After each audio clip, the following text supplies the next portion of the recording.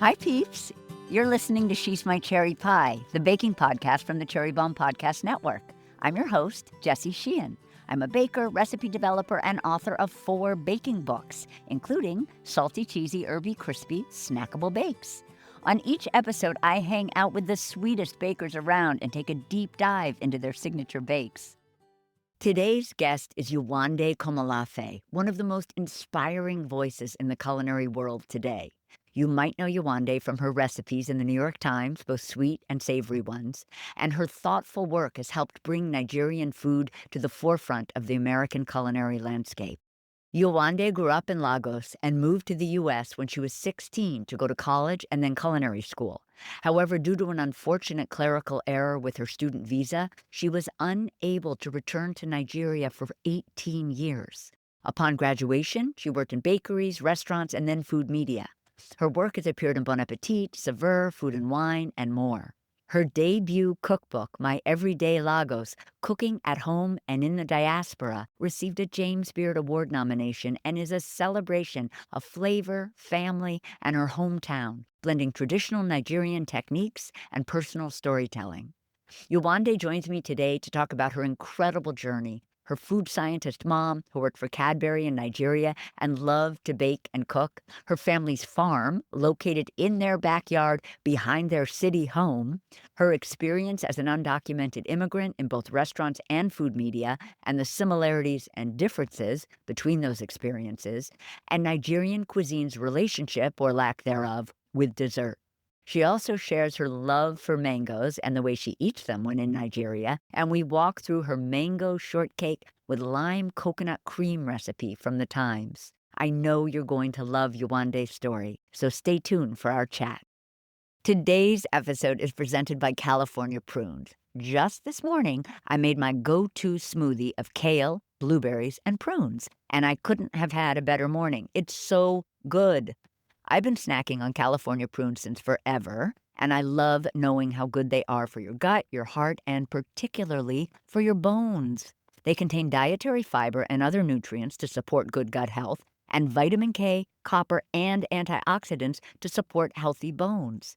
If you're trying to find ways to swap in natural sugars into your diet like I did in my smoothie, prunes are there for you. I have a feeling there are some bakers listening.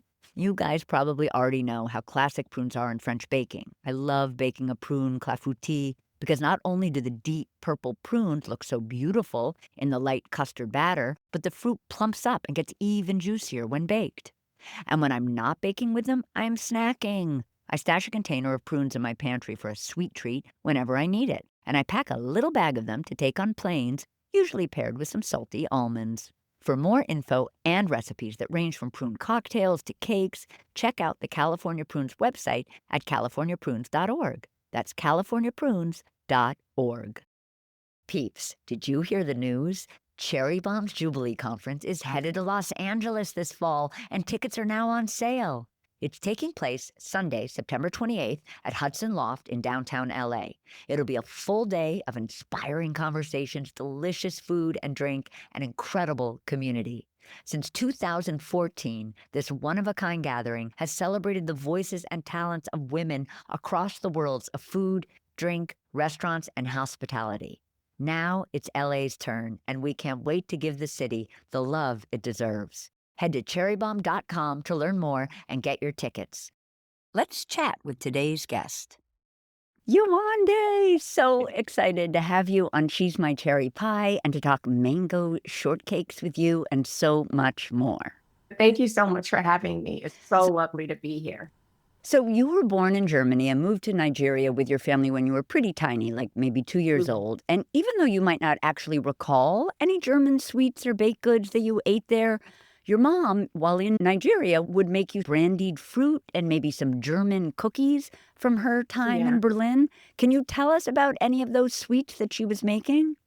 Of course, I distinctly remember my mom always making stollen growing up, and she would also make some scones that she would put the brandied fruit in.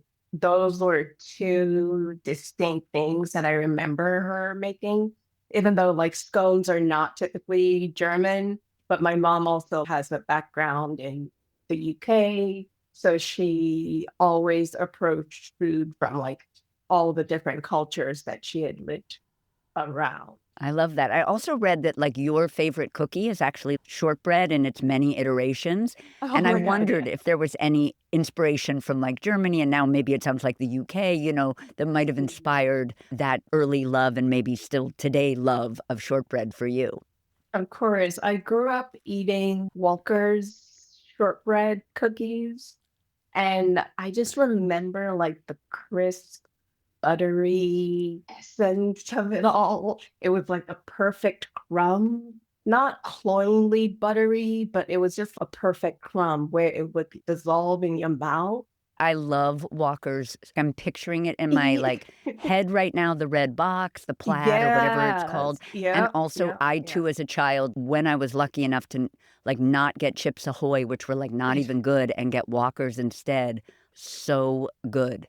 And you Yeah. wouldn't think kids would like them because they're Yeah. not sandwiched with like cream Mm, and all of that, exactly. but they're And so I'm good. finding out now that shortbreads are a very distinct taste. Most Americans that I know don't necessarily think of shortbread as a good thing, but I love shortbread. Totally.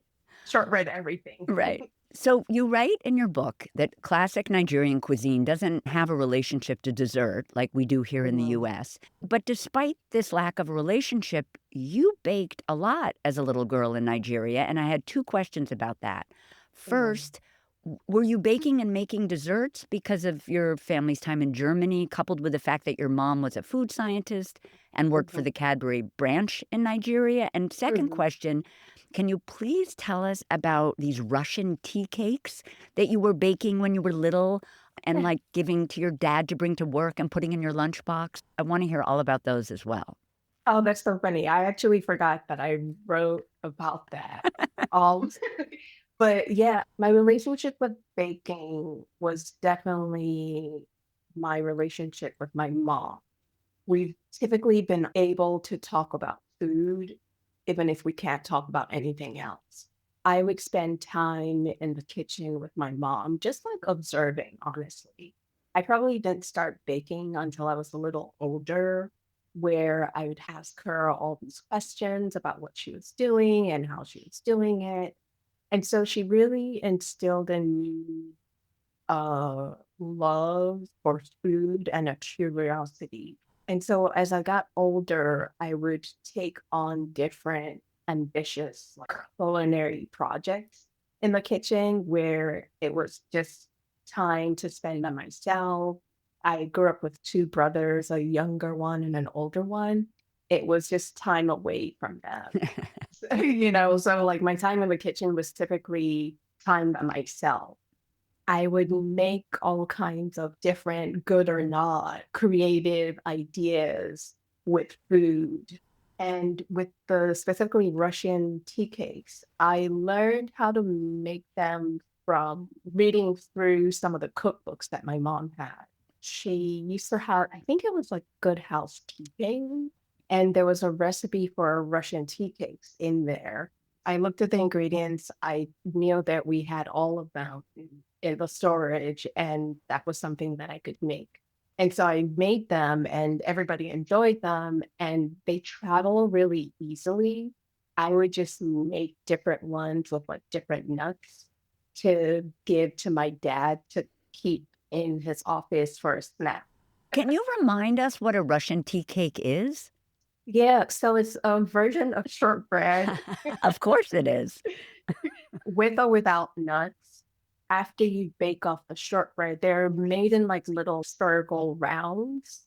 They're baked like that, and there's no rising agent in it at all. So no baking powder, no baking soda, just flour, butter, sugar, and that's essentially it. You roll it in these little spherical rounds and bake it off, and so they come out baked round still, and then you dunk them in some butter and some additional powdered sugar. Yum. And like that, they keep for a week or so. So yeah, I used to make that pretty often. And when your mom was doing, she had these books, she was doing the baking that maybe you were observing her doing. Was it all because of her job for Cadbury or for other brands? Or was it also that she loved to bake? Like, was it pleasure for her or was this mostly Yeah. work? I think cooking for my mom was always from a pleasure standpoint. It was just something that she enjoyed and she liked, and probably also just had time to herself in the kitchen. Yes, I think it was definitely pleasure first, but it was also because she was working as a food scientist. We'll be right back. Cherry Bomb's next print magazine is the Italy issue, and trust me, you're going to want a copy. This dreamy issue is all about La Dolce Vita with delicious recipes, beautiful photography, and stories that will transport you straight to the trattorias, bakeries, and gelato stands. The Italy issue will be out this September, and the only way to guarantee your copy is to subscribe at cherrybomb.com. I know you're going to love the cover star, too. Or cover stars. My lips are sealed for now, so head to cherrybomb.com or click the link in our show notes to subscribe. Now back to our guest. Is it fair to say that your mom's job at Cadbury inspired your love of baking? Like, if she had been a food scientist for like a very different kind of company, do you think things would have been very different in terms of the sweets and baking at home? Or did she love it enough that she was probably going to be baking at home regardless of who she worked for? I would say she loved it enough that she was going to be doing it either way. I think that food is so inspiring in that way, and it has branches in every aspect of your life because it cuts across social status, it cuts across class, it cuts across culture. There's so many things about food that help it put its branches in different aspects of an individual's life. So I think that it wasn't just because she worked in Cadbury. I think that she would have been working in food either way.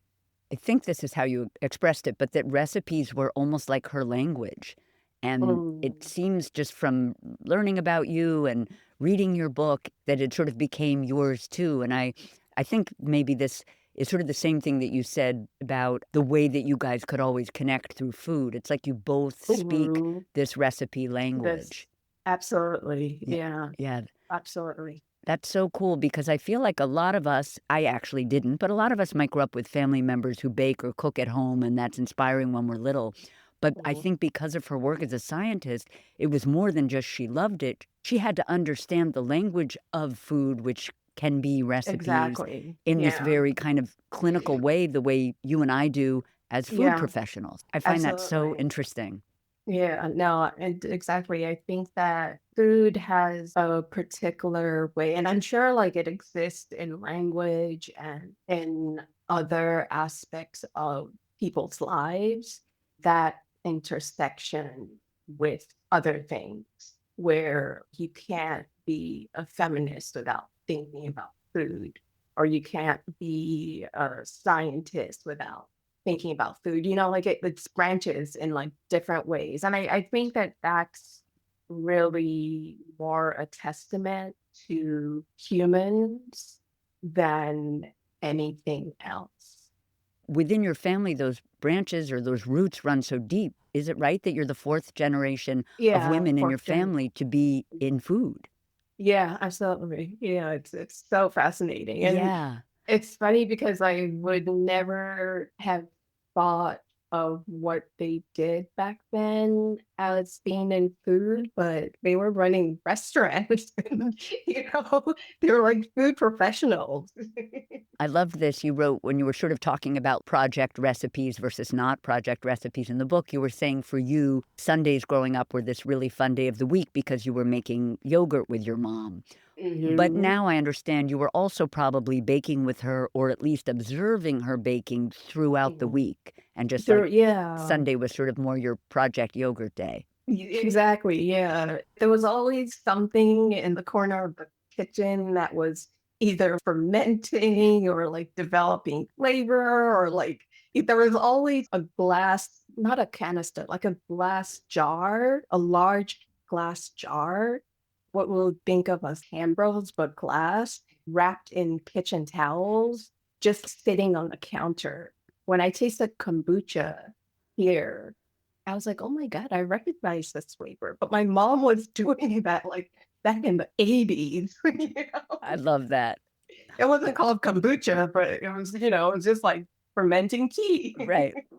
I wanted you to tell us about her pantry because you said it was, it was informed by her work in test kitchens at multinational food companies. So I'm assuming there's some chocolate there. But tell us, it must have been such an interesting pantry of like more than one world, as it were. Do you know what I mean? A work world, a home Yeah, world. no, of course.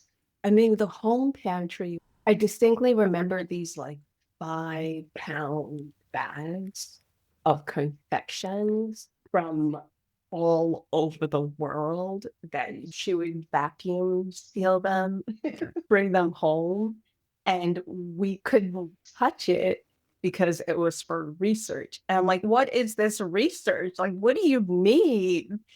Or like any trip that she would go on. She like traveled back to the UK. She went to like the Middle East.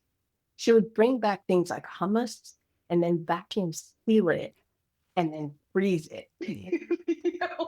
So the pantry was refrigerated and frozen, and then there was the dry pantry, what we think of in the US, like a pantry.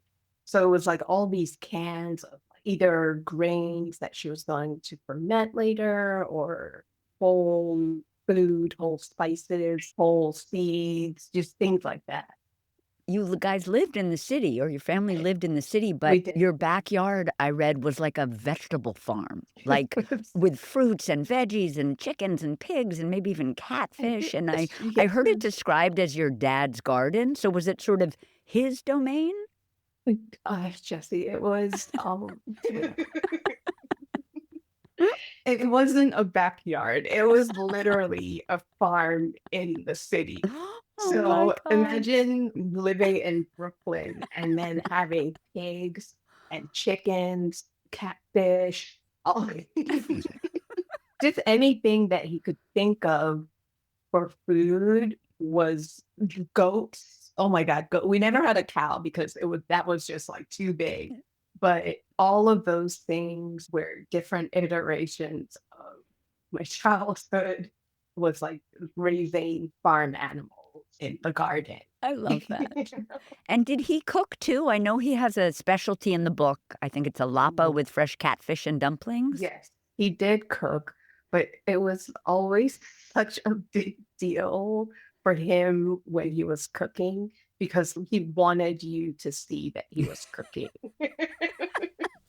So it wasn't like a relaxing thing. It was like, oh, I'm cooking. Like, here I am cooking. Like, some people say I don't cook, but look at me. It was like a performance almost. I love it. At 16, you came to the US to go to college and ended up staying for culinary school. And you had planned when you came to college to follow in your mom's footsteps and study science, but you lost your brother soon after you arrived. And that sort of gave both you and your parents this freedom to let you follow your passion, which you ended up realizing was food. Can you tell us about I thought this was so random, but the CIA brochure that had arrived in the mail at home before college that Yeah. kind of got you thinking? Okay, so before college, I was staying at my aunt's in Newark, New Jersey. She just used to get like junk mail all the time. And sometimes she'll just toss them, or sometimes she'll like make me go through them. But I found a brochure for the CIA. And I was like, I didn't know that you can get a degree and go to school to be a chef. Like, what? Anyway, so that stayed in my memory throughout college. Honestly, chemistry kicked my ass, Yeah. and and I pivoted and got a degree in psychology. But that whole time in my mind was just like that thought that I can go to school to be a chef or like a cook at least. And I loved that you said that you had never excelled at anything more in life. It's it's true.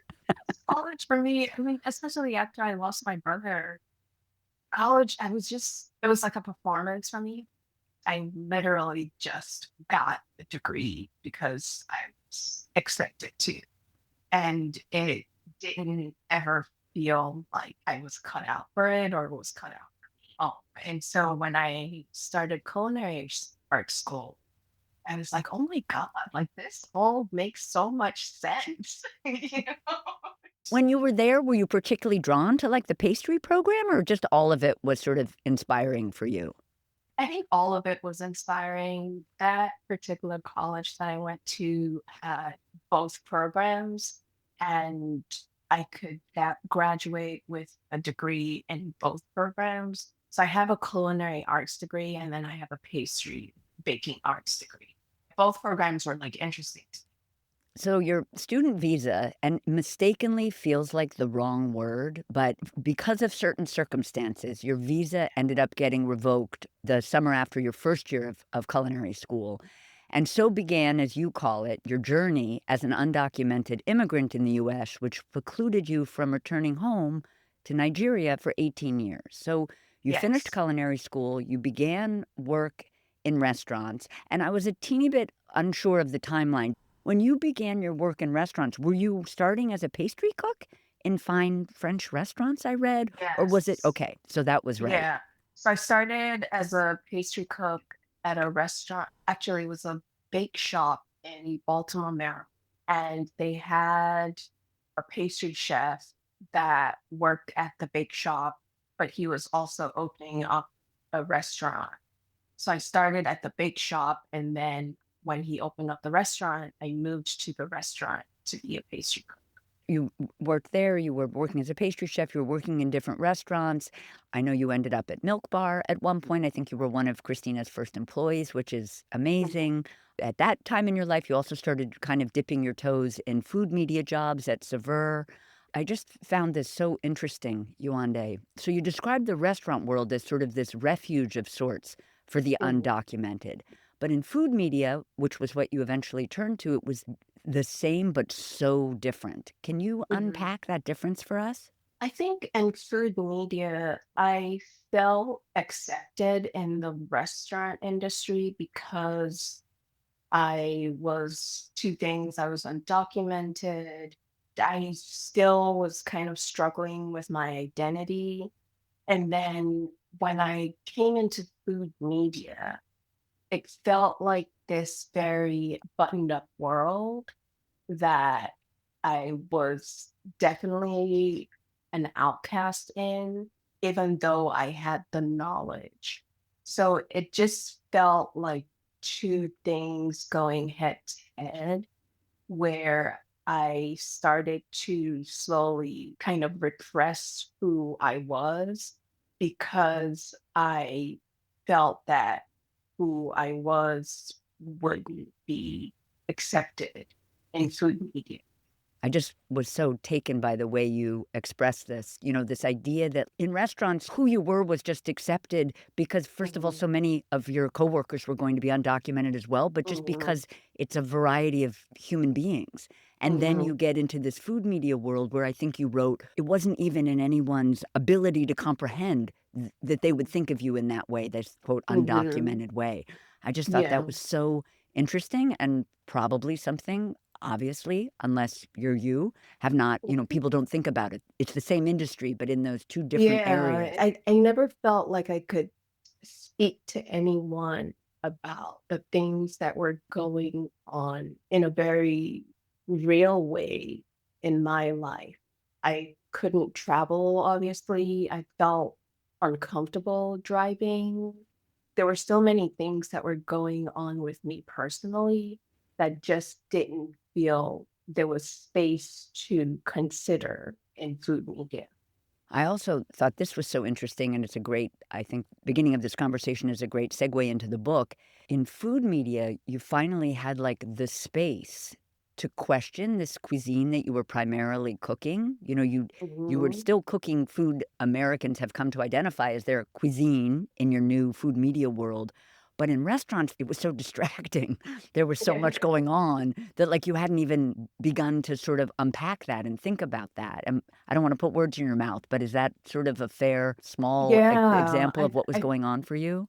no, absolutely. I was still struggling to define myself even as American, even though by that point I'd been here for like longer than I ever had been anywhere else. I realized that I wasn't seeing Black hands in photographs. I wasn't seeing anybody that looked like me. And, and food media is in such a way that it's visually intense.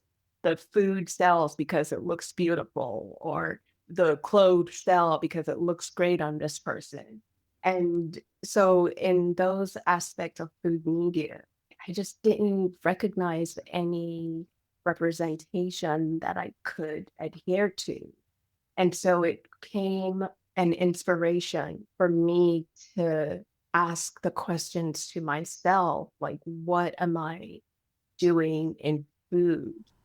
So I want to talk about your incredible book. I think it was in 2017 you were finally able to go home to Nigeria, and I read two different numbers. Was it Yeah. it was either 18 or 20 years. It It was a was like, long yeah, time. exactly. It was a long time. And you write that the process of that sort of reintegration and connection ended up Mhm. being the basis for the book. Can you unpack that for us? Yeah, it was an experience that had to happen. My nature is typically to just go ahead and experience it and then process it later. Now, in hindsight, I know that that experience had to happen. I had to connect the dots because I used to talk about my childhood as something that I wasn't sure anymore whether or not it happened. So I used to like kind of make up stories about my childhood and like make up stories from what I thought I remembered. So going back and seeing all these places for the first time just helped me begin to connect the dots.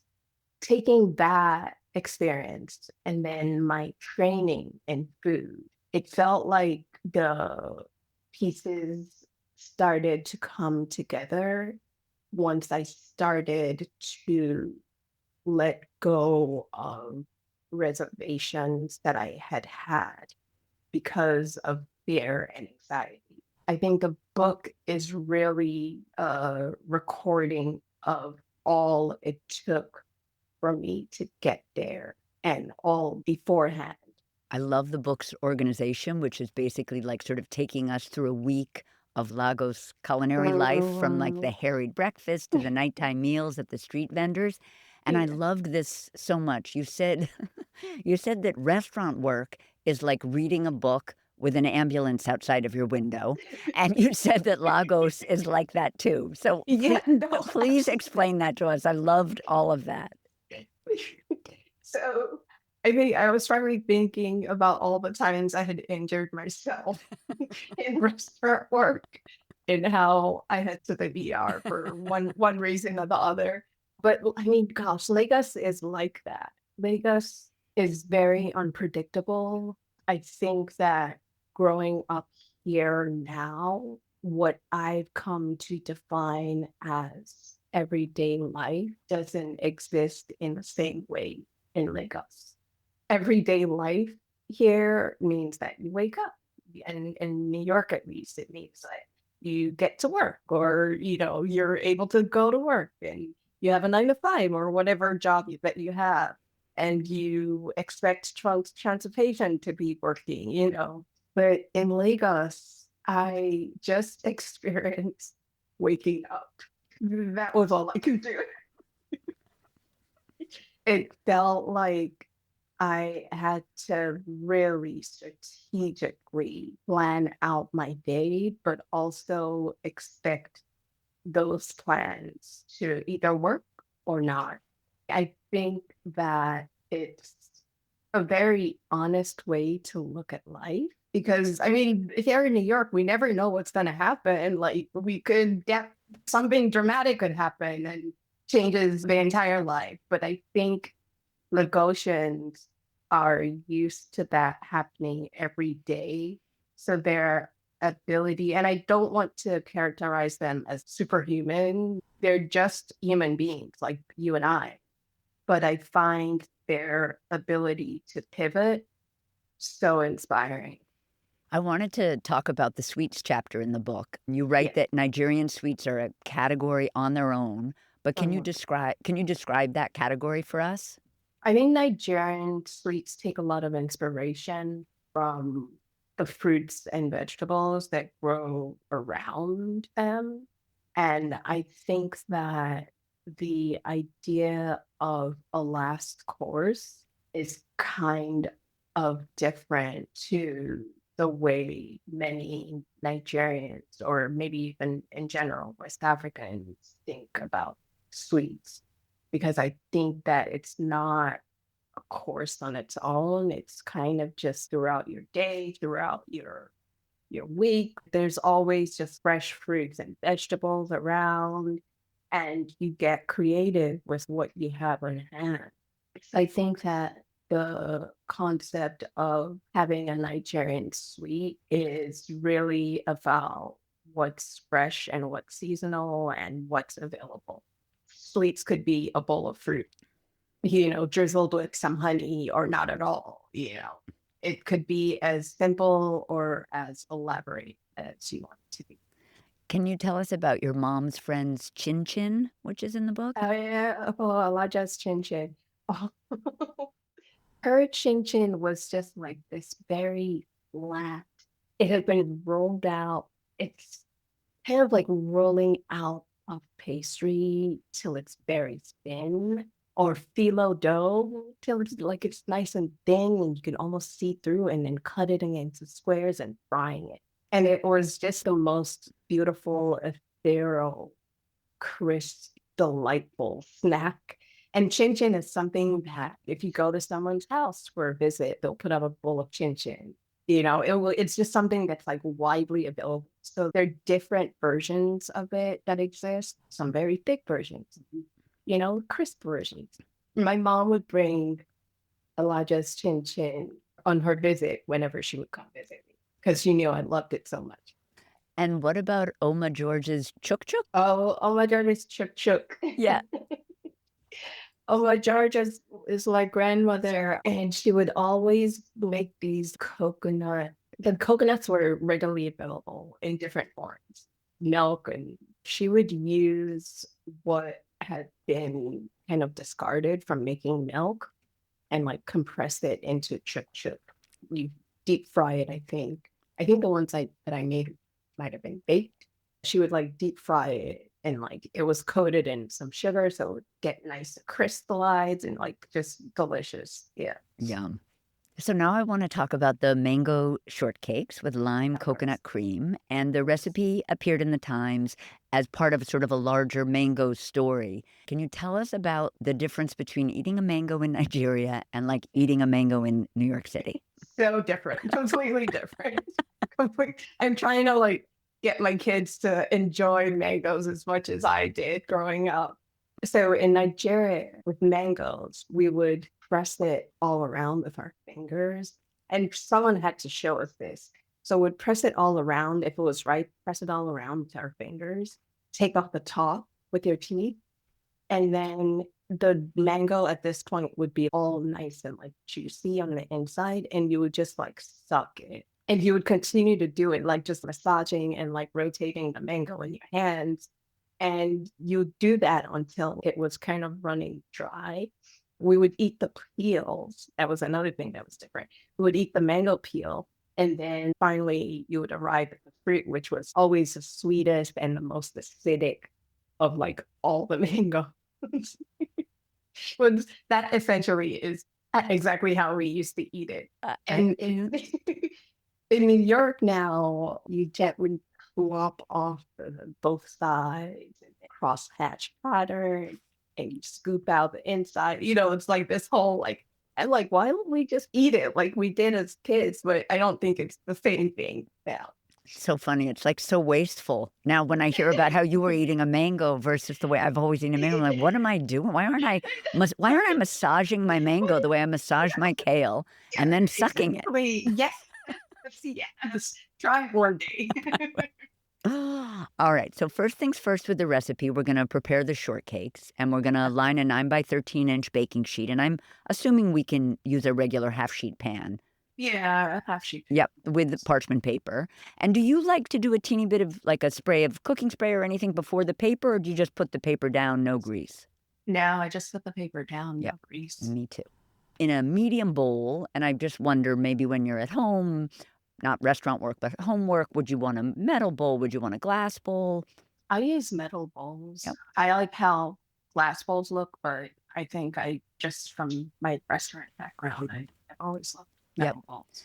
And we're going to grab a whisk. And is there a particular type of whisk you like? Do you like a balloon whisk? Do you like something skinnier? If I'm doing a medium bowl, I would probably use a skinnier whisk. So medium bowl, skinnier whisk. We're going to combine some all-purpose flour, some granulated sugar, some unsweetened shredded coconut, and then we're going to add some baking powder and some baking soda. And I wondered about the soda, but is it a combination of like we want it because we're going to use some buttermilk in this recipe and also just for like a little extra lift so we get some height on these guys? Both. It's for both. So baking powder is great for lift, but baking soda spreads. And so it's great to have both, especially if you're using buttermilk, because buttermilk is like more acidic than cream. So that's interesting. I feel like I should know this, but when you think of those two leaveners, you don't think of baking soda as also a lifter. You think of it as more of a spreader. It lifts a little, not as much as baking powder. Yep. And we're going to add some kosher salt. So we're going to whisk those dry ingredients together. And then working quickly, we can use our fingers. We can use a pastry cutter at this point. And I just wondered, do you have a preference? If you're at home, are you using your fingers or are you a pastry? Definitely fingers. Yep, me too. We're going to rub some cold salted butter into this dry mixture until the pieces are sort of the size of small pebbles. And I wondered about the salted. Is that sort of your go-to with baking? You're always choosing salted, or is that special for this recipe? I prefer salted butter because like I know that you can't really tell how much salt you're adding to the mix, but I think going with salted butter just gives me that reassurance that it's going to taste like something. I go back and forth with that, but I do really enjoy using salted butter. You also say that you can use the food processor to sort of pulse the dry ingredients with the butter, but do you ever? So I learned this when I worked at Pies and Thighs. We would make our biscuit dough in large batches. So we would make the dry ingredients first, and then we would then combine with the buttermilk later. So we would make like huge, like 40 gallons of dry mix. And then we would always have biscuit mix on hand. So if we ever ran out, we could just grab a certain amount of the dough and then mix it with the buttermilk and just pop it in the oven. So I never really use the food processor unless I'm making a double or triple batch. Yep, makes sense. I just hate it because I hate cleaning things. Cleaning it. Yeah, that makes sense. Yeah. So then we're going to make a well in the center of our bowl. We're going to add an egg yolk. And I know we're going to use the white for the egg wash in a little while. If you weren't going to use the white, do you kind of just want the egg yolk on its own anyway because you kind of want the unctuousness, the fat, and you don't really want the drying and the binding white? Or is it just a move that you're making because you know you're going to need something for an egg wash? Yeah. See, this is a thing about writing recipes in this way is that my preference is to use egg yolks, but if you must, just use the whole egg. I also know that I have enough of a background to know that if I adjust in one way, I have to kind of adjust in another way. So you almost have to understand how recipes work and how ratios work. That if you're adding more liquid, if you're doing a whole egg, then you have to maybe add a bit more flour because you'll get a sticky dough. I would say go with yolk only because that's how that particular recipe works. So, But if you must, like, just use the whole egg and then adjust on the other yep. end. Now we're going to stir that all up with a wooden spoon to incorporate. Can we use our hands now, or do you not like to get your hands in at this point? You can use your hands now. Just know that you'll have to like scrape it off. Yep. It gets kind of clumpy. Yep. Now we're going to add our buttermilk. And it's okay if the buttermilk is cold, or do we actually want it to be cold? Yeah, cold buttermilk. Yep. And we're going to add a tablespoon at a time. And are we doing that because we might not actually need to use all of it, depending on humidity in our kitchen, etc.? Exactly. Yeah. Until a shaggy dough forms. Then we're going to transfer the dough to our lightly floured work surface, and we're sort of just pressing the clumps and the shaggy bits together until they form a slightly uniform piece. So there's no real kneading, right? Sort of just pressing it. I love that. Yeah, you're not really kneading because you don't really want to develop more gluten. So pressing it together kind of just does that for Yeah, you. I love that. And we're going to lightly dust the top of the dough with some more flour, and then we're either going to pat or we're going to roll. Do you like to roll, or are you just patting? And are you just giving the... I like to roll. Yeah, okay. Do you have a favorite rolling pin? The one with the tapered end. Yep. Yeah, a wooden one. So we're going to roll into an 8-inch square, and then we're going to use either a sharp knife or a bench scraper. And I wondered do you have a preference? I think a bench scraper works just as well as a knife. And we're going to cut into 12 squares. And I'm assuming, I mean, I love squares because of the lack of waste, but I'm assuming is that you're thinking rather than like doing rounds? Yeah, exactly. And we're going to transfer the shortcakes to that prepared baking sheet. We're going to cover, are you covering with like a piece of plastic wrap or something? Just like a kitchen towel. Kitchen towel. And we're going to chill the squares in the refrigerator for at least 30 minutes and up to 12 hours. Would you ever pop them in the freezer for maybe a little less time, or to overnight Oh, it? yeah. Oh my God, they freeze beautifully. Okay, great. And then you can like pop them. You don't even have to defrost. You could just pop them off.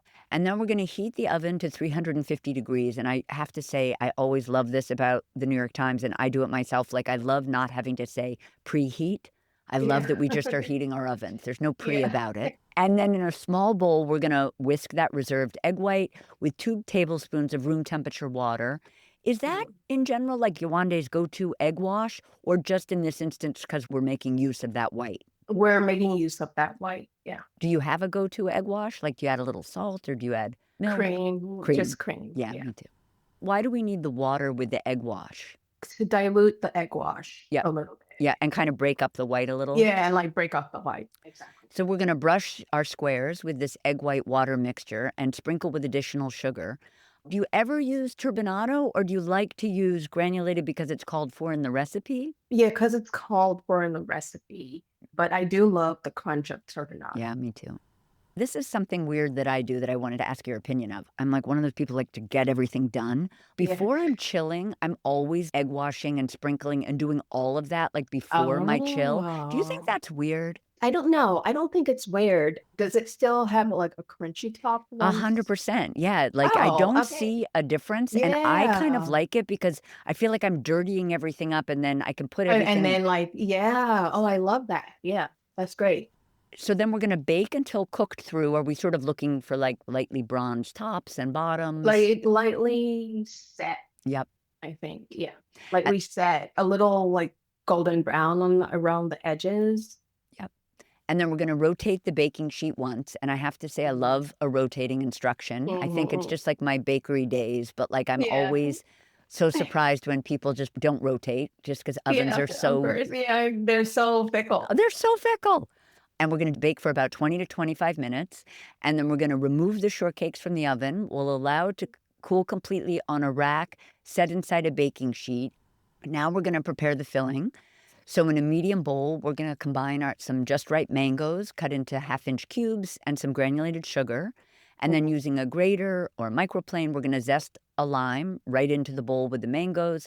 Add the juice from that lime and a pinch of kosher salt and black pepper. And I wanted to ask you about the black pepper because just recently I was working on like a raspberry cobbler, and I kept trying to put black pepper into the raspberry filling, and maybe it was because it was cooked, but like I kept putting pepper in, and the flavor was not popping.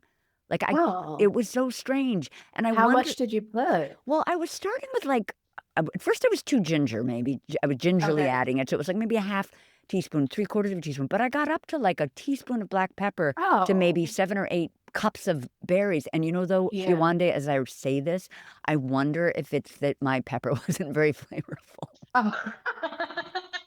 I thought this was going to be like a really interesting talking point for me and you. But as I'm saying it out loud, I'm like, I wonder how fresh It's like those peppercorns were. yeah, it could have lost its essence. Totally. Because I'm assuming you get a little like pop from that pepper with the Yeah, a mango. little like just a hint. Yeah, I love Just that. nice. And then we're going to combine that with a wooden spoon or a flexible spatula. We'll set aside either on the counter or in the refrigerator. And is that sort of depending where you set it aside? Is that depending on when you want to eat it, or is it the idea that you It does. can you eat it room temp versus refrigerated? Oh Like yeah, it's great room temp. It's just as good room temp as it is refrigerated. I think it might even be better temp. room temp. And then does the mango macerate? Like, does it end up releasing a lot of juice? It releases juice, but just enough that when you put the mango on top, because you're adding some of the mango juice over the top, it kind of rehydrates the shortcake. And then also, it's just pleasant to be able to dip your shortcake crumb. So now we're going to make our coconut whipped cream. So on a parchment-lined sheet pan, we're going to scatter some unsweetened shredded coconut, toast in a 325-degree oven for about 3 minutes. And are we just looking for sort of that, maybe the tips of some of the will be kind of lightly browned? Lightly brown. Yeah. And then we'll cool completely. And then in a bowl of a stand mixer fitted with the whisk attachment, we'll add heavy cream, granulated sugar. I was wondering if you would ever make whipped cream with powdered sugar. Is this another, like using the I- granulated because we already have it in the recipe, or are you like a Yes. granulated sugar person? Yeah, because we already have it. Yep. And mix on medium-high speed until smooth and fluffy, about 1 to 2 minutes. And then we'll add the toasted coconut to the whipped cream and mix in gently. For that stage, are we sort of doing that by hand? Yeah, that's something that you could do by hand. You're just really folding it with a spatula. And then to serve, once completely cooled, we'll cut each shortcake in half crosswise, top the bottom halves with 2 spoonfuls of mango, drizzle some of the syrup from the bowl, and top with the coconut whipped cream and the other half of the shortcakes. Oh my gosh, so delicious. I just wanted you to tell us about 2 more recipes from the book. They spoke to me. One is the garudi or coconut chip cookies. Oh yeah, garudi is a cornstarch and coconut cookie. It's more like a cracker actually. And I think for this recipe I baked it and it's really simple. It's like cornstarch, desiccated coconut, probably some sugar, some salt, and then you just spread that on a flat baking sheet and then bake it off. But you want to bake it off and then crack it and then put it back in the oven to toast it off. So it's like nice and crunchy. Is this the recipe where like some people might slice it into like perfect squares, but you kind of like to Yeah. break it with your hands? I love having to break it with my hands because it just gave it that kind of rustic element to it. And then the other thing I wanted you to tell us about was the mosa, the plantain fritters. Oh yes, yes. So mosta is something that I grew up eating. I don't remember if it was called a banana fritter or a plantain, but you wait for the plantains to be very ripe, where they're just at their sweetest, where most people wouldn't want to eat them. But I love black plantains. That's just me. Oh, so wait for them to be very ripe. And then it gets combined with corn, some egg, some form of dairy or milk. And then you use a spoon to drop spoonfuls in a fryer and fry them. Yeah. And they're like not sweetened. All the sweetness is typically from the plantains, but they were so delicious. And they were something that my mom and my grandmother. Yum. Well, thank you so much for chatting with me today, Yewande. And I just want to say that you are my cherry pie. Oh, thank you so much, Jessie. They're so lovely. That's it for today's show. Thank you to California Prunes for supporting our show. Don't forget to follow She's My Cherry Pie on Apple Podcasts, Spotify, or wherever you listen, and tell your pals about us. She's My Cherry Pie is a production of the Cherry Bombe Podcast Network. Our producers are Carrie Diamond, Catherine Baker, and Jenna Sadu. Thank you so much for listening to She's My Cherry Pie, and happy baking!